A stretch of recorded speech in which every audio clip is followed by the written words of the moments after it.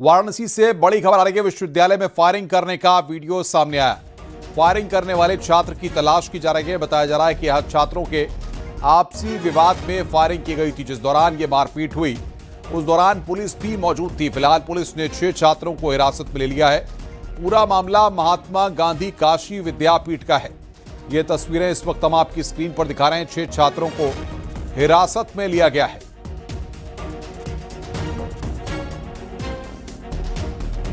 तो MGKVP विश्वविद्यालय का ये पूरा मामला यहां पर आपकी स्क्रीन पर दिखा रहे हैं। 6 छात्रों को हिरासत में लिया गया है। बड़ी खबर इस वक्त हम आपको बता रहे हैं। महात्मा गांधी काशी विद्यापीठ का ये पूरा मामला है। विश्वविद्यालय में फायरिंग से दहशत फैल गई। बड़ी खबर इस वक्त हम आपको बता रहे हैं। ये तस्वीरें इस वक्त हम आपको दिखा रहे हैं किस तरीके से ये पूरा मामला वहां पर सामने आया है। विश्वविद्यालय का जो लाइब्रेरी है, पुस्तकालय, वहाँ किसी एक जो हमारा पूर्व छात्र है और वो उससे एक बच्चे से विवाद हुआ है और विवाद में उसने कहा कि उसने पिस्टल निकाली और जिसकी फुटेज हम लोग निकलवा रहे हैं और भी पुलिस को देंगे। और अभी उस घटना में हम लोग अभी पुलिस को बुला लिए थे। पुलिस का इंटरवेंशन हो गया था। चौकी इंचार्ज महोदय बात कर ही रहे थे, तब तक पता चला कुछ लोगों ने हॉस्टल में आके, हॉस्टल का एक छात्र है उसके संग मारपीट की। तब पुलिस की सारी फोर्स आप जैसा कि देख रहे हैं सारी आ गई। हॉस्टल में सर्च किया गया बट वो लोग मार के भाग गए। सीतापुर प्रशासन का अवैध प्लॉटिंग पर बुलडोजर एक्शन जारी है। महमूदाबाद तहसील क्षेत्र में 10 अवैध प्लॉटिंग पर बुलडोजर की कार्रवाई की गई है, जिसमें करीब 25 बीघा जमीन को कब्जा मुक्त कराया गया। कब्जा मुक्त कराई गई जमीन की कीमत करीब 6 करोड़ है। इस दौरान तहसील प्रशासन के साथ भारी संख्या में पुलिस बल भी वहां पर मौजूद रहा। ये तस्वीरें इस वक्त हम आपको दिखा रहे हैं किस तरीके से पुलिस बल वहां पर मौजूद रहा है।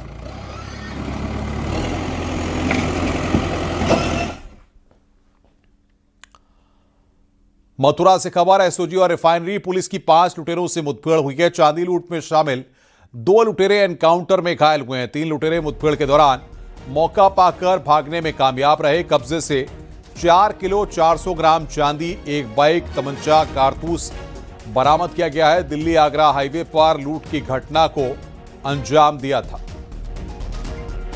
हो गई।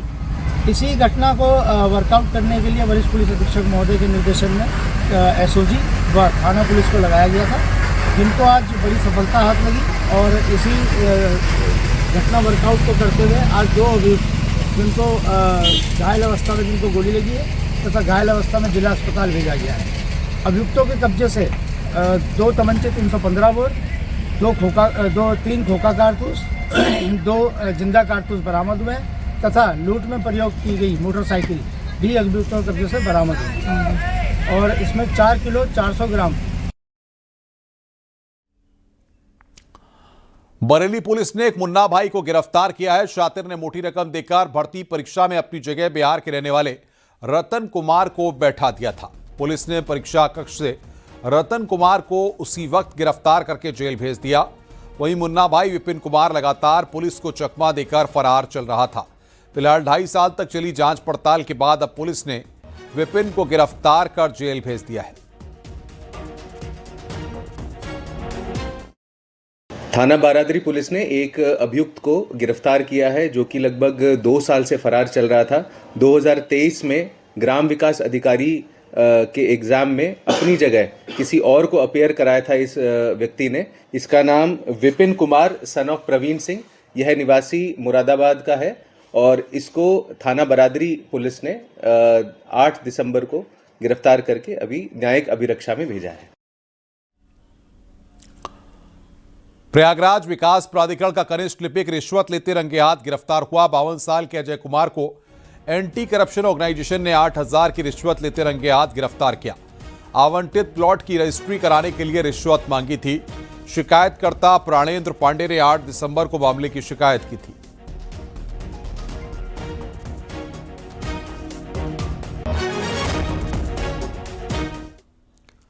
गाजियाबाद थाना लोनी पुलिस ने एक महिला की हत्या का खुलासा करते हुए 2 अभियुक्तों को गिरफ्तार किया। पुलिस ने कब्जे से अवैध पिस्टल, मैगजीन और 3 जिंदा कारतूस बरामद किए हैं।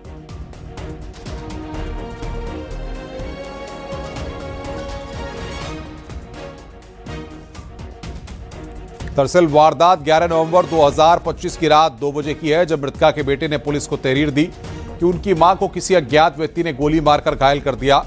इलाज के दौरान उनकी मौत हो गई। पुलिस ने इस मामले में मुकदमा दर्ज कर लिया है। पूछताछ में पता चला है कि आरोपी मृतक की बेटी से प्रेम करता था। उनके प्रेम का पता चलने पर मृतका ने बेटी पर कड़ी नजर रखने लगी। इसके बाद उसने महिला की हत्या की। दिनांक 11/11/25 को थाना लोनी क्षेत्र में अशोक विहार चौकी क्षेत्र में एक महिला नवासी उम्र करीब 55 वर्ष की अज्ञात व्यक्तियों द्वारा गोली मारकर हत्या कर दिए जाने के संबंध में उनके बेटे अरमान द्वारा तहरीर दी गई थी। उसके आधार पर थाना लोनी पर सुसंगत धाराओं में अभियोग पंजीकृत किया गया था। उसके बाद से इन अज्ञात अभियुक्तों की गिरफ्तारी हेतु प्रयास किए जा रहे थे। इसी क्रम में मैनुअल इनपुट्स एवं मुखबिरों के आधार पर हमें शाकिब का नाम प्रकाश में आया।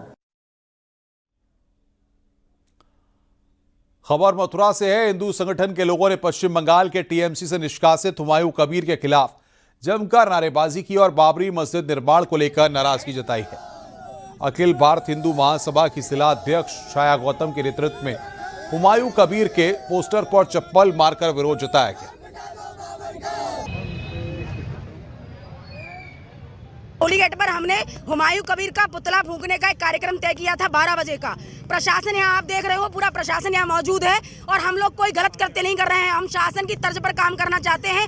हम हिंदू विरोधी नहीं, हम हिंदूवादी हैं, हम सनातनी हैं। और हमारे जो मुख्य में बैठे हुए हैं वो योगी आदित्यनाथ जी, हिंदू हृदय सम्राट, उनकी तर्ज पर हम काम करना चाहते हैं। आपको पता है ये बाबर की मस्जिद बनाने का ऐलान उस हरामी ने किया था।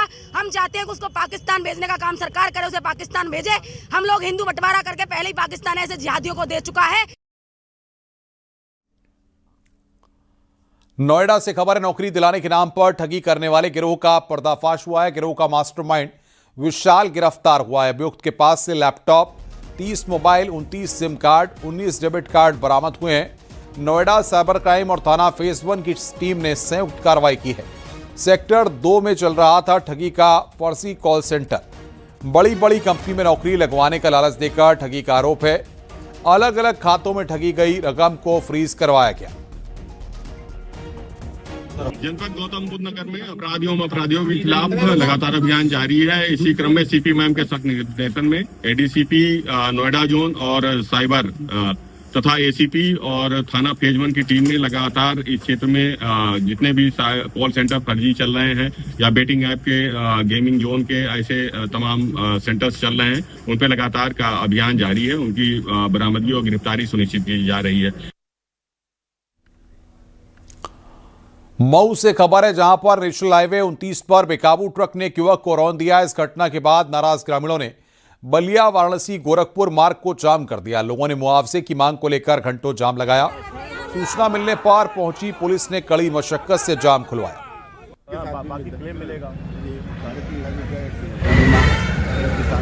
ये बलिया मोड़ पर एक मोटरसाइकिल चालक है जिनकी उम्र करीब 23-24 वर्ष बताई जा रही है। नाम इनका मनीष है और ये थाना रसराय लखनसी थाना क्षेत्र के रहने वाले हैं। ये सब्जी मंडी जा रहे थे किसी आवश्यक कार्य से और एक ट्रक जो था उनसे इनकी दुर्घटना हुई है और इस दुर्घटना में इनकी मृत्यु हो गई है। इनके परिजनों ने आक्रोशित होकर के जाम लगा दिया था। समझा बुझा करके जाम खुलवा दिया गया है। इनके परिजनों से तहरीर ले ली गई है। इसमें अभियोग पंजीकृत किया जा रहा है। सहारनपुर से खबर है, जहां पर थाना मंडी पुलिस ने चोरी की घटनाओं का खुलासा करते हुए 3 छात्रों को गिरफ्तार कर जेल भेज दिया। पुलिस ने इनके कब्जे से कई मुकदमों से संबंधित लगभग 1 करोड़ 10 लाख का टेलीकॉम उपकरण बरामद किया है। छात्रों पर बीएसएनएल कंपनी का उपकरण चोरी करने का गंभीर आरोप है। पुलिस टीम ने गश्त के दौरान बेगम मस्जिद कब्रिस्तान के सामने वाले टावर के नजदीक से छात्रों को गिरफ्तार किया। पिछले कुछ दिनों से जनपद सहारनपुर के कुछ थाना क्षेत्रों में टावर, जो मोबाइल टावर्स हैं, उस पे कुछ इलेक्ट्रॉनिक इक्विपमेंट्स जो लगे रहते हैं, उसकी चोरी की घटनाएं सामने आ रही थी और इसमें 3 थानों की टीम इस पर काम कर रही थी। थाना मंडी, थाना नागल और थाना कोतवाली देहात, जहां पर इस तरह की घटना हुई थी। शामली पुलिस ने नशे के अवैध कारोबार पर बड़ी कार्रवाई की है। जंजारा थाना क्षेत्र में भारी मात्रा में चरस बरामद कर एक तस्कर को गिरफ्तार किया गया। एसपी ने बताया कि पुलिस को गश्त के दौरान एक संदिग्ध दिखाई दिया। पूछताछ की कोशिश पर शातिर भागने लगा, जिससे पुलिस ने मौके पर घेराबंदी कर पकड़ लिया। आरोपी की तलाशी लेने पर उसके कब्जे से 2.35 किलोग्राम चरस बरामद हुई है। इसकी अंतर्राष्ट्रीय बाजार में कीमत लगभग 2.5 करोड़ रुपए बताई जा रही है। पुलिस ने आरोपी की पहचान सरफराज के रूप में की है, जो लंबे समय से नशा तस्करी के धंधे में सक्रिय था। रात्रि में एक व्यक्ति सरफराज नाम का है, जो मूलतः घाटमपुर थाना गंगोह का रहने वाला है, नकुड़ का, जनपद सहारनपुर में। वो लगभग 1 kg 263 ग्राम स्मैक लेके हमारे यहाँ सप्लाई करने आ रहा था, और तभी हमारे थाना जिहाना की टीम अगड़ीपुर गांव के पास उसे गिरफ्तार कर लिए। पूरे जो बरामद स्मैक है, उसकी जो अंतर्राष्ट्रीय कीमत है वो लगभग 2,52,60,000 रुपये के आसपास है। इसके अलावा उसके पास एक इलेक्ट्रॉनिक कांटा बरामद हुआ है, पारदर्शी पन्नी है, एक पिट्ठू बैग है।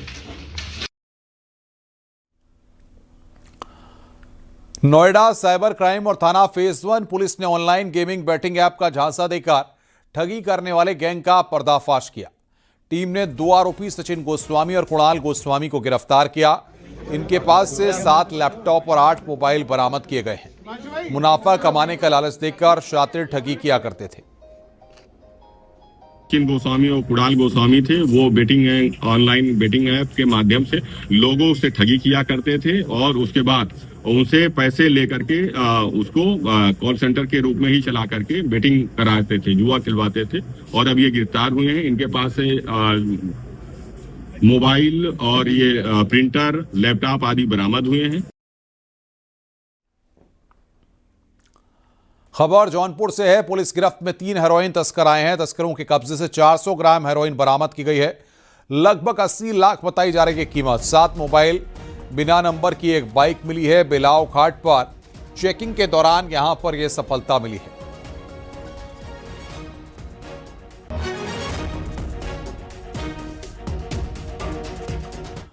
पीएम किसान योजना के नाम पर और निवेश योजनाओं के नाम पर साइबर ठगी करने वाले गैंग का भंडाफोड़ हुआ।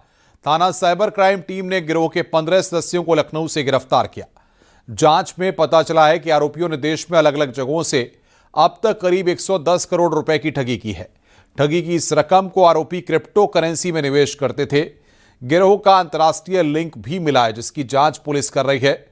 अपर पुलिस अधीक्षक यातायात ने बताया कि 18 नवंबर 2025 को पीड़ित करण गुप्ता के व्हाट्सएप पर पीएम किसान योजना का एपी के लिंक भेजा गया था।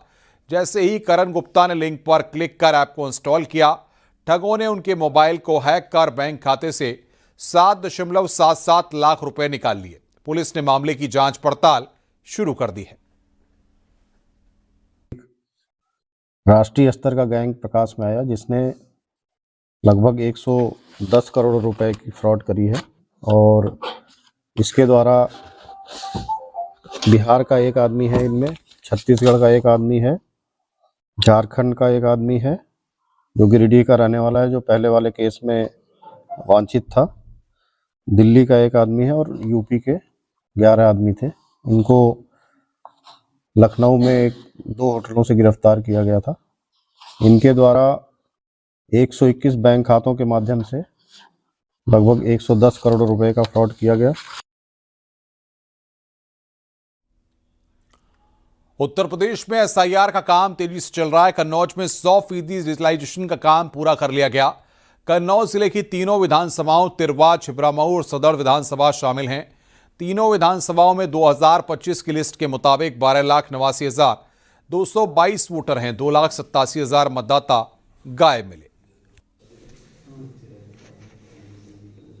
इसमें मैं बताना चाहूँगा, जो एब्सेंटी वोटर्स हैं, इनकी लिस्ट को बीएलओ बूथ पर पढ़ेगा, और वहाँ पर जो पॉलिटिकल पार्टीज़ के बीएलए हैं, वहाँ पर अन्य निर्वाचक है, उनकी उपस्थिति में वो पढ़ा जाएगा। यदि किसी कोई आपत्ति है एएसटी वोटर्स के बारे में, जो एब्सेंटी हैं, जो हमारे ड्राफ्ट पब्लिकेशन में नहीं आएंगे, एक्सक्लूड हो जाएंगे, तो उनको अगर कोई त्रुटिपूर्ण ढंग से हो भी गया कोई बाय द वे, तो एसडीएम के पास अभी व्यवस्था है, वो उसको रोल बैक कर सकते हैं और उनको दोबारा भी डिजिटाइज किया जा सकता है। मथुरा में तेज रफ्तार अज्ञात वाहन ने बाइक सवार 2 युवकों को टक्कर मारी। हादसे में दोनों युवकों की मौके पर मौत हो गई। घटना की जानकारी लगने पर पुलिस मौके पर पहुंची और शव को पोस्टमार्टम के लिए भेजा। फिलहाल पुलिस पूरे मामले की जांच पड़ताल में जुटी हुई है।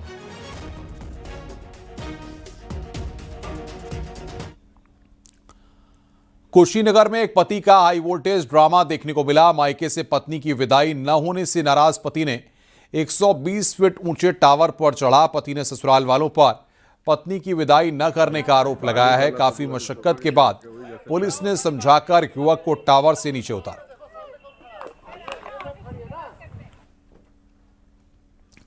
लखनऊ से खबर है, फ्लैट में भीषण आग लगी है। अपार्टमेंट के 4थे फ्लोर में आग लगी। फायर ब्रिगेड की टीम ने आग पर काबू पाया है। गोमती नगर के पारिजात अपार्टमेंट में यह घटना घटी है। ये तस्वीर इस वक्त हम आपको दिखा रहे हैं। अपार्टमेंट के 4थे फ्लोर पर आग लगी है।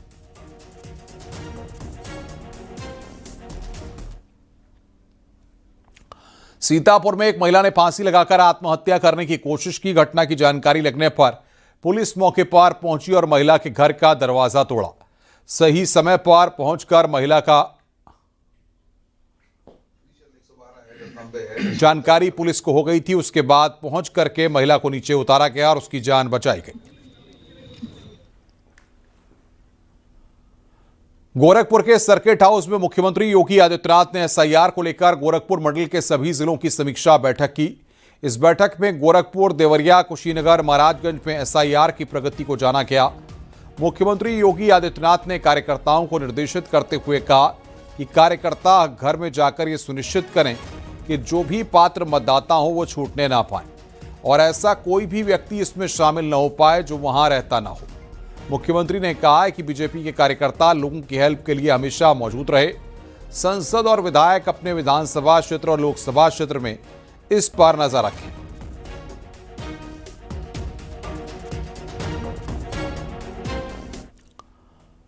लोकसभा में चुनाव सुधारों पर बोलते हुए समाजवादी पार्टी के सांसद अखिलेश यादव ने कहा कि चुनाव बैलेट पेपर से होने चाहिए क्योंकि इलेक्ट्रॉनिक डिवाइस के इस्तेमाल पर कई सवाल उठ रहे हैं।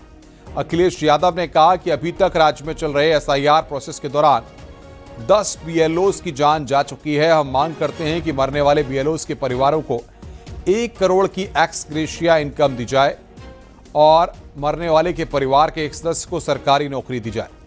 अखिलेश यादव ने कहा कि एसआईआर के बहाने सरकार एनआरसी की ताक पर है। बैलेट पेपर से होना चाहिए और इसलिए होना चाहिए कि बहुत प्रश्न लग रहे हैं, बहुत उंगली उठ रही है। इलेक्ट्रॉनिक चीजों पे बहुत सवाल खड़े हो रहे हैं और केवल भारत के अंदर लोकतंत्र में नहीं, दुनिया के लोकतंत्र में। और ये जो लोग कुछ कह रहे हैं इलेक्ट्रॉनिक की बात और टेक्नोलॉजी की बात कर रहे हैं, मैं उनसे कहना चाहता हूं कि भारत और जर्मनी की तुलना कर लें, भारत और अमेरिका की तुलना कर लें, भारत की और जापान की तुलना कर लें, हम कहां खड़े हैं। अगर वो संपन्न देश जो टेक्नोलॉजी में हमसे कई गुना आगे हैं, अगर वो स्वीकार नहीं कर रहे ईवीएम, तो आखिरकार हम ईवीएम को क्यों स्वीकार कर रहे हैं। अगर उन देशों में लोकतंत्र है और बैलेट से वोट पड़ रहा है, तो यहां पर भी बैलेट से वोट पड़ना चाहिए। संसद में चुनाव सुधारों पर चर्चा के बीच मायावती ने भी ट्वीट कर अपना पक्ष रखा। उन्होंने कहा कि एसआईआर को लेकर जो पूरे देश में व्यवस्था चल रही है, बीएसपी उसके विरोध में नहीं है, लेकिन जो समय निर्धारित किया गया है वो बहुत ही कम है, जिसकी वजह से बीएलओ के ऊपर भी काफ़ी दबाव है और कई बीएलओ काम के दबाव की वजह से अपनी जान भी गंवा चुके हैं। ऐसे में एसआईआर की प्रक्रिया को पूरी करने में जल्दबाजी न करते हुए उचित समय दिया जाना चाहिए और समय सीमा को बढ़ाना चाहिए।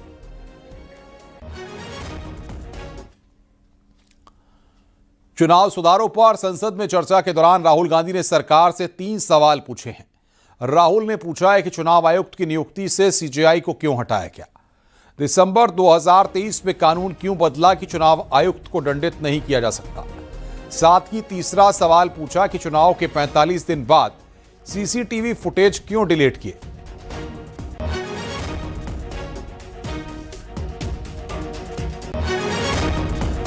Questions first, which will make it very clear that the BJP is directing and using the Election Commission to damage India's democracy. The first question, why is it that the CJI was removed from the selection panel of the Election Commissioner? Second question, and even more devastating question, no Prime Minister has done this in the history of India.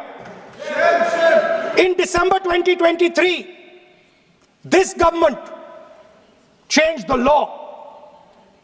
They changed the law to make sure that no election commissioner could be punished for any action they take while they are election commissioner. Yes.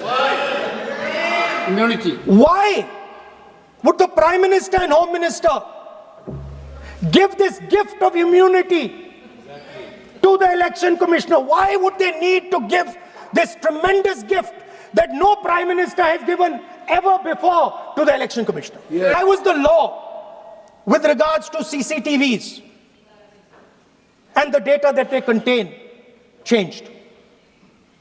Why was a law put in place that allows the election commission to destroy CCTV footage 45 days after the election?